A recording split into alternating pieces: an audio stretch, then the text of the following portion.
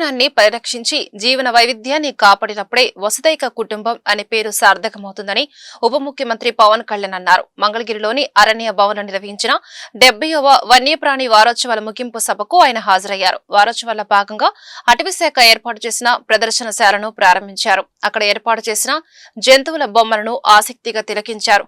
సముద్ర తాంబేళ్ల రక్షణ కోసం రూపొందించిన మైరన్ ఫానా యాప్ ను పవన్ ప్రారంభించారు. కింగ్ కోబ్రాల సంరక్షణ బ్రోచర్ ని ఆయన ఆవిష్కరించారు. వన్యప్రాణి వారోత్సవాల సందర్భంగా విద్యార్థులకు నిర్వహించిన వ్యాస రచన పోటీల్లో విజయం సాధించిన వారికి పవన్ బహుమతులు ప్రదానం చేశారు. భవిష్యత్తు తరాలకు మంచి వాతావరణాన్ని అందించాలి అంటే ప్రజలంతా ప్లాస్టిక్ ని నిర్మూలించాలన్నారు. అది ఇంటి నుంచే ప్రారంభం కావాలని పవన్ సూచించారు. పర్యావరణాన్ని పరిరక్షించేందుకు అందరూ కృషి చేయాలని పిలుపునిచ్చారు.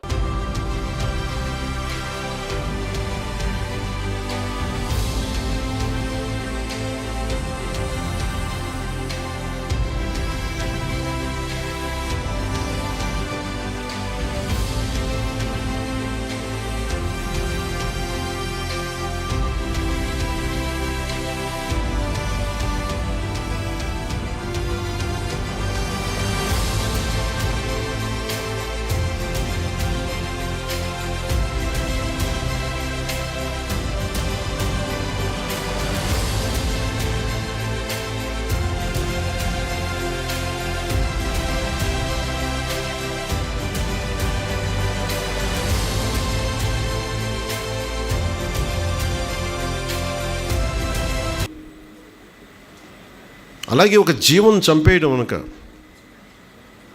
ఒక చిన్నపాటి మన ఇంట్లో పెంచుకునే ఒక చిన్న కోడి గుడ్డు పెడితే మా చిన్నప్పుడు ఎలా ఉండేదంటే అది ఎలా పొదుగుద్ది, ఎలా అది గుడ్డు మనకి పొదిగే పిల్ల అవుద్ది, ఒక అమేజింగ్ ఉండేది. ఒక ఒక అద్భుతంలాగా మీరు ఊహించుకోండి. ఇవన్నీ అద్భుతాలంటే పెద్ద పెద్దవి కాదు, చాలా చిన్నవి మనం చూడగలిగితే. ఒక చిన్నపాటి గొంగళి పురుగు సీతాకోకచిలుక ఎప్పుడైపోద్దాం, అది ప్యూపా షేప్లోకి వెళ్ళిపోయి అది ఎప్పుడు దాని నుంచి అది బటర్ఫ్లై వస్తుందో సీతాకోకచిలుక వస్తుందో. సీతాకోకచిలుక రంగులు, ఇక్కడున్న ఈ మొక్కలు ఏ పెయింటర్ వేయగలడు, ఇక్కడ ఏ రవివర్మ వేయగలడు ఈ పూల తాలూకు రంగులు. మీరు ఇది సహజంగా ప్రకృతి మనకు అందిస్తుంది. దాన్ని మనం చేయాల్సింది ఏం చేయగల రక్షించుకోవడమే. భూమిని రక్షించుకోవడం కాదు, మనకి ఏం జరగకుండా మనల్ని మనం రక్షించుకోవడం. అలాగే ఉదాహరణకి మీరు టైగర్ రిజర్వ్ ఉంది మనకి, నాగార్జునసాగర్ టైగర్ రిజర్వ్.